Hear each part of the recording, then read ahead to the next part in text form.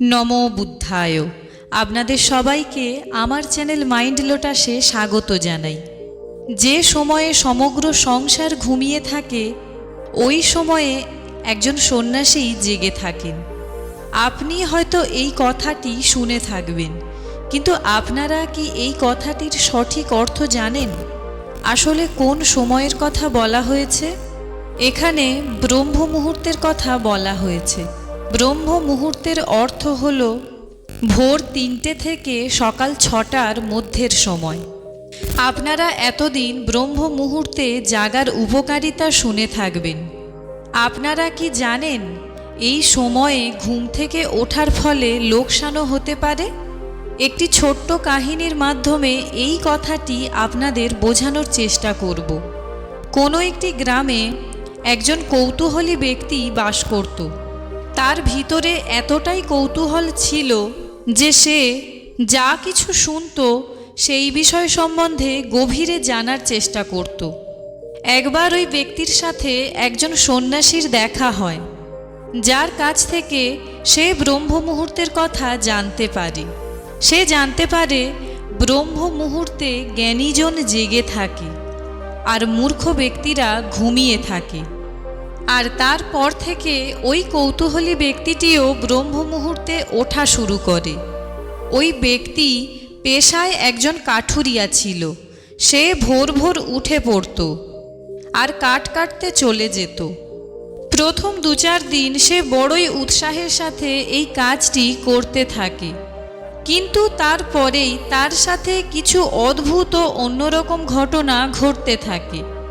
এরপর থেকে ওই ব্যক্তি যখনই জঙ্গলে কাঠ কাটতে যেত, গিয়ে একটি গাছের নিচে শুয়ে পড়ত আর ঘুমিয়ে পড়ত। জঙ্গলের অন্য কাঠুরিয়ারা যখন কাঠ কাটতে আসতো তখন তারা তাকে ঘুম থেকে ডেকে দিত। সারাটা দিন তার শুধু ঘুমই পেত। সে বুঝতে পারছিল না সে কোথায় ভুল করছে। তার কাজ করার ক্ষমতাও কমে যাচ্ছিল। সে অন্য কাঠুরিয়াদের থেকেও কম কাঠ কাটতে পারত। এর ফলে তার বিক্রিও কম হতো, আমদানিও কম হতো। অন্য কাঠুরিয়ারা সকালে দেরি করে ঘুম থেকে উঠত, কিন্তু তারা প্রাণশক্তিতে ভরপুর থাকত, তাদের এনার্জিও প্রচুর থাকত। এটা দেখে ওই ব্যক্তিটি অবাক হয়ে যেত, কিন্তু সে কিছুই বুঝতে পারছিল না। কেন তার এত ঘুম পাচ্ছে আর কেন সে আগের মতো আর কাজ করতে পারছে না।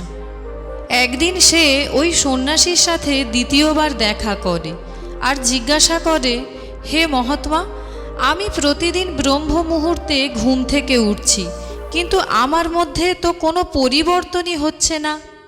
আমার অবস্থা তো আগের থেকে আরও খারাপ হয়ে গেছে। আমি আর আগের মতো কোনো কাজই ভালো করে করতে পারছি না।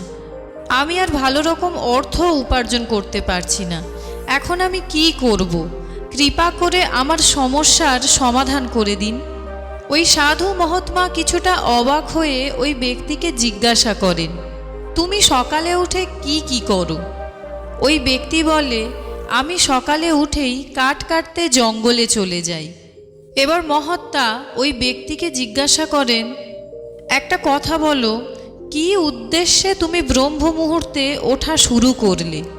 তোমার প্রকৃত উদ্দেশ্য কি ছিল? ওই ব্যক্তিটি বলে, আমার প্রকৃত উদ্দেশ্য ছিল বুদ্ধিমান হওয়া। ওই সাধু মহাত্মা ওই ব্যক্তিকে বললেন, কাঠ কাটার ফলে তুমি কি প্রকৃতই বুদ্ধিমান হচ্ছ? আসলে প্রশ্ন এটা নয় যে তুমি কি কাজ করছো। প্রশ্ন হলো তুমি কোন সময়কে কোন কাজের জন্য ব্যবহার করছো। ব্রহ্ম মুহূর্তে ওঠার ফলে কেউ বুদ্ধিমান হয়ে যায় না। ওই সময় বুদ্ধির উপর কাজ করলেই বুদ্ধিমান হওয়া সম্ভব। শোনো, রাতের প্রথম প্রহর তো ভাবনা চিন্তা করেই কেটে যায়। আমরা কিছু না কিছু সবসময় ভেবেই যাই, তারপরে ধীরে ধীরে ঘুম পায়। ঘুমিয়ে পড়ার পরেও আমাদের ভাবনা চিন্তাগুলো শান্ত হয় না। স্বপ্নের মাধ্যমেও আমাদের ভিতরেই চলতে থাকে। আর ব্রহ্ম মুহূর্ত পর্যন্ত আস্তে আস্তে এই সকল চিন্তাভাবনা ধীরে ধীরে শান্ত হয়ে যায়। তারপর আমাদের গভীর ঘুমের অনুভব হয়। এই গভীর ঘুমই ওই সতেজতার কারণ, যা আমরা সকালে ঘুম থেকে ওঠার পরে অনুভব করি। ব্রহ্ম মুহূর্তে ওঠা একটি তপস্যা, আর এই তপস্যাকে যদি এই রকম কোনো কাজে বরবাদ করো যে কাজ তোমাকে বিকাশের পথে নিয়েই না যায়, তাহলে সেখানে তোমার লোকসানি হবে। যদি তুমি চাও যে তুমি বুদ্ধিমান হবে, তাহলে ব্রহ্ম মুহূর্তের সময় জ্ঞান অর্জন করো। একজন জ্ঞানী ব্যক্তি ব্রহ্ম মুহূর্তে জ্ঞান অর্জন করে। একজন ধ্যানী ব্যক্তি ব্রহ্ম মুহূর্তে ধ্যান করে। আর একজন সংসারী ব্যক্তি ব্রহ্ম মুহূর্তে ঘুমিয়ে থাকে। তিনজনই নিজেদের জায়গায় সঠিক।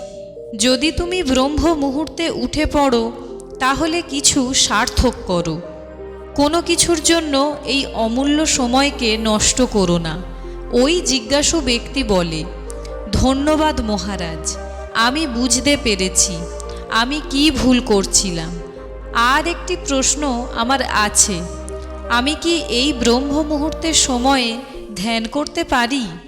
মহাত্মা বললেন, অবশ্যই করতে পারো, কিন্তু আমি বলবো তুমি আগে দিনের মধ্যে অন্য সময়ে ধ্যান করা শুরু করো, তবেই তুমি দীর্ঘক্ষণ ধরে ধ্যান করতে পারবে, আর তার প্রকৃত ফল তখনই পাবে। শুরুতেই ধ্যান করা তোমার জন্য কঠিন হবে, আর যদি তুমি সময়ও কঠিন নির্বাচন করো, তাহলে ধ্যান তোমার জন্য অসম্ভব হয়ে উঠবে। ওই ব্যক্তি সাধু মহারাজকে ধন্যবাদ জানিয়ে ওখান থেকে চলে যায়।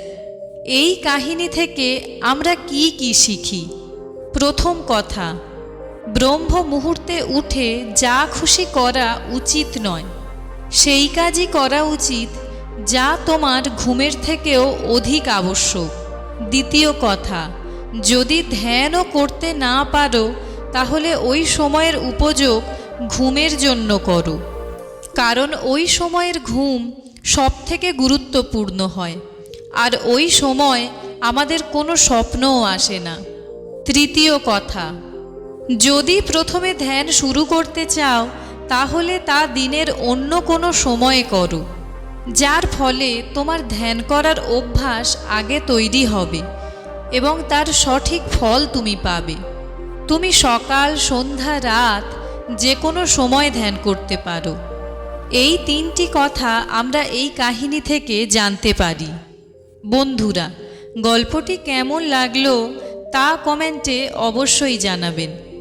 আর এই রকম অনুপ্রেরণামূলক ভিডিও পেতে আমার চ্যানেলটিকে অবশ্যই সাবস্ক্রাইব করে রাখবেন এবং বেল আইকনটি অবশ্যই প্রেস করে রাখবেন, যাতে এই রকম অনুপ্রেরণামূলক গল্প আপলোড করার সাথে সাথেই আপনাদের কাছে নোটিফিকেশান পৌঁছে যায়। ভিডিও ভালো লাগলে ভিডিওতে একটি লাইক করবেন, আর নিজের বন্ধু বান্ধব ও আপনজনের সাথে শেয়ার করতে ভুলবেন না। দেখা হচ্ছে পরের ভিডিওতে। ভালো থাকবেন, সুস্থ থাকবেন। নমস্কার।